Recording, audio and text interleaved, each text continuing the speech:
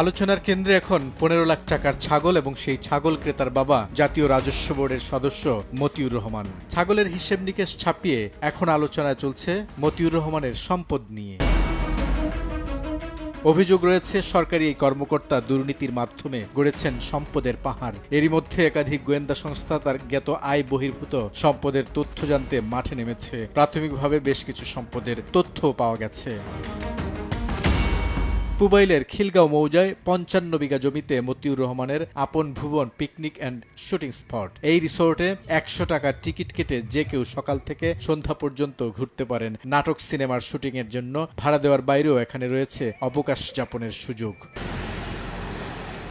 মতিউর রহমানের প্রথম স্ত্রী লায়লা কানিজ লাকির নামে নরসিংদীর রায়পুরার মরজালে 100 বিঘা জমির উপর গড়ে তোলা হয়েছে লাকি পার্ক নামে আলিশান রিসোর্ট, যার বর্তমান নাম ওয়ান্ডার পার্ক। অভিযোগ রয়েছে এই পার্ক তৈরি করতে গিয়ে জমি দখলের।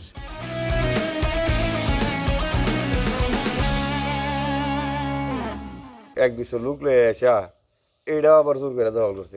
তার তো অনেক টাকা পয়সাওয়ালা লোক, বিভিন্ন মানুষের পয়সাওয়ালা লোক, আমরা তো আর সাথে কোলাইতে পারি না। এই পাশে নেওয়ার কথা, ওই পাশে না নেওয়া, টাকা দিয়ে ওই পাশে দখল করে পুরোটা ব্লক করে নিচ্ছে।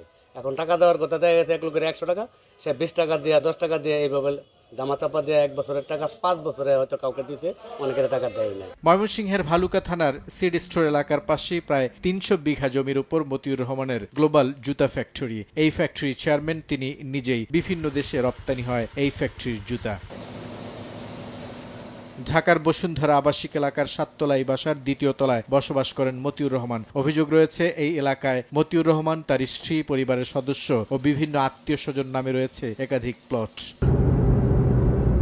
গাজীপুর সদর, রাজধানীর খিলগাঁও, সাভার থানার বিলামালিয়া মৌজায় তার জমির খোঁজ মিলেছে। মতিউর পরিবারের সদস্যদের রয়েছে একাধিক বিলাসবহুল গাড়ি, যেগুলোর দাম কোটি টাকার উপর।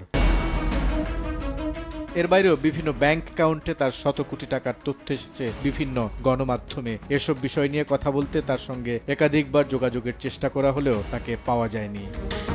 বুলবুল রেজা, সময় সংবাদ, ঢাকা।